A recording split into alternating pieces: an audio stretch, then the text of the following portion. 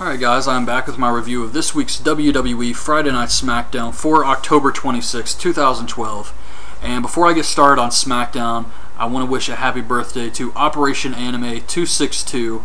And I also want to mention that Smart Mark Video, which is a DVD company, they put out DVDs for a lot of indie companies like Chikara, IWA, CZW. I don't know if they still do CZW, the new stuff, but they have all the old stuff, Tournament of Deaths, Cage of Deaths.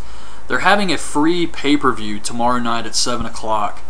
The Wrestling is Fun show. It's going to have a bunch of Chikara guys on the show, and it looks like a good card. So I figured I'd mention that in case anybody else is interested in checking it out. I'm going to watch it and do a video on the show after. But yeah, it's free, so you got nothing to lose. And if you want to watch something fun, different, definitely check it out. So, anyways, on to SmackDown.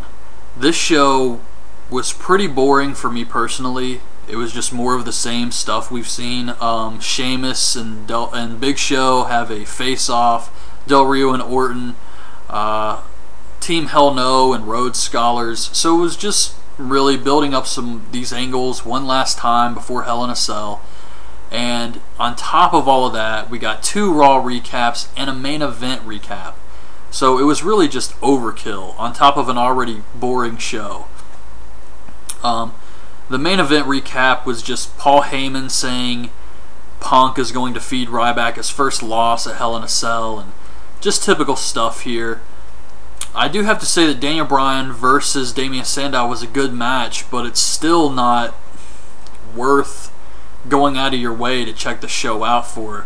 So it was just kind of subpar all around. But anyways, the show starts off. We got Randy Orton coming out, and he says that Del Rio couldn't beat Sheamus. He attacked him after his match with Big Show to look like a tough guy.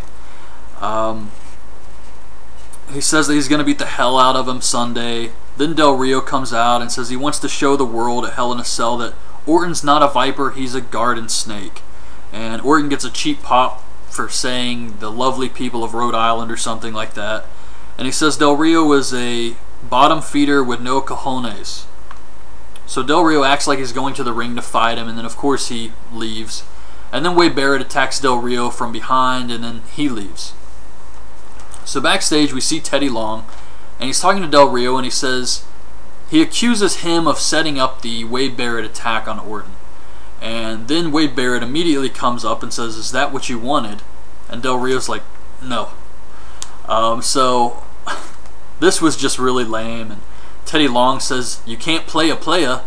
And then he makes Wade Barrett versus Randy Orton for later tonight. We get Cody Rhodes versus Kane with Daniel Bryan and Damian Sandow at commentary. These two were great.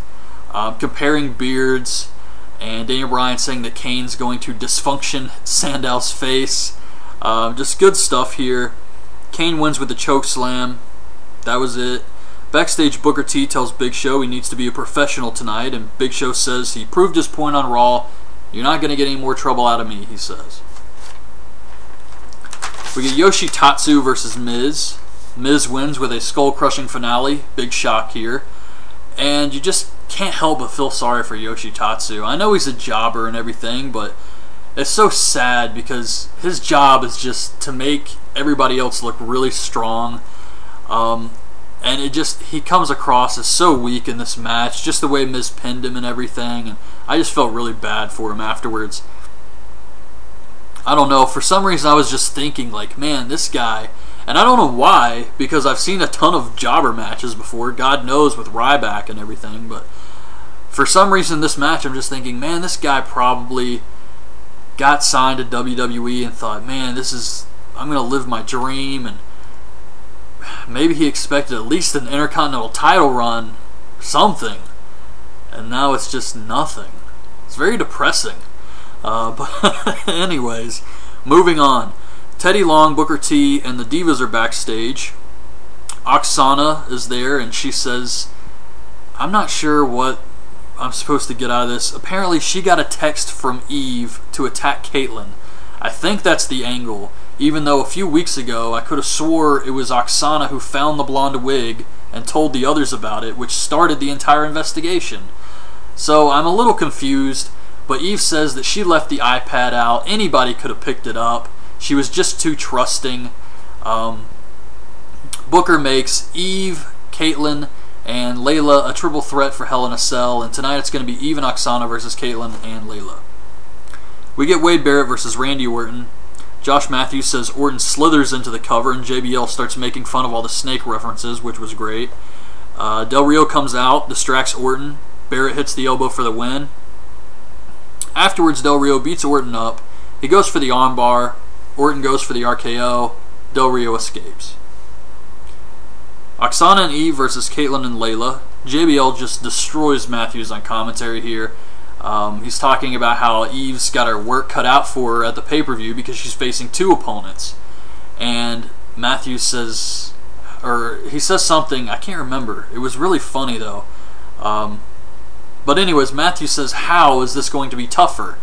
And JBL says, it's math. It's two opponents instead of one. So he was just going on and on about this. It was really funny. But this was actually a good match. I enjoyed this, except the finish was kind of a cluster with Caitlyn clotheslining everybody. Caitlyn really did look strong here, I do have to say that, but Caitlyn starts clotheslining everyone. She holds Oksana, and Layla goes to kick her in the stomach. And then she holds up Eve, and Layla goes for the kick again, but Eve ducks. Layla knocks out Caitlyn, so Eve throws Layla out of the ring and covers Caitlyn for the win. Booker T asks Sheamus to control himself tonight, and Sheamus says he can't promise anything. And then Kane tells Daniel Bryan that he won his match, and if Bryan loses, it proves he's the weak link. Bryan's music hits, he turns to leave, and Kane slaps his ass. And Daniel Bryan turns and looks at him and goes, no. Then he opens the curtain and goes out to the ring. This was really funny. Yes, it's goofy, but I thought it was very funny, so I did enjoy that. We get Daniel Bryan versus Damian Sandow. Kane and Cody Rhodes on commentary. Typical Kane, he doesn't say anything here. We get a great promo by Damian Sandow. He puts down Daniel Bryan, the fans for chanting yes. He says Rhodes Scholars will win the title Sunday. One funny thing on commentary was Cody agrees that Kane destroying Matt Striker was awesome. Bryan pushes Cody on the outside. Kane goes to chase Sandow around, and Cody throws Bryan into the ring post and back in the ring. Sandow hits the neckbreaker for the win. It was a good match, and I actually like the fact that both of the teams won a match here, so it's not so predictable going into the pay-per-view, even though I do believe Rhodes Scholars are going to win the titles. Then we get the face-off with Big Show, Sheamus, and a bunch of security guards. Big Show says that the WMD is the strongest move in WWE history, and it's definitely stronger than the bro kick, which was proved with scientific evidence. He says Sheamus won't be able to hit him with the bro kick because he's too big. He can't reach his face. Sheamus says that he was excited to face the Big Show when he found out he was #1 contender. He says he's ready. Big Show says he's not ready. Sheamus says it's time to fight now. So he charges Big Show. Of course, it ends in a brawl with them beating up the security guards, who are just local indie guys probably. And Sheamus goes for a bro kick on Big Show, and Big Show ducks out of the ring and runs away, and that was it. That was how the show ended. So kind of an average SmackDown. If you don't usually watch it, there's no reason to go out of your way to check this one out. You didn't really miss anything. It's just everything we've been seeing already for the past few weeks. So that's my review of this week's SmackDown. Hope you guys liked the video. Leave your thoughts on this week's SmackDown in the comments below, and thanks for watching.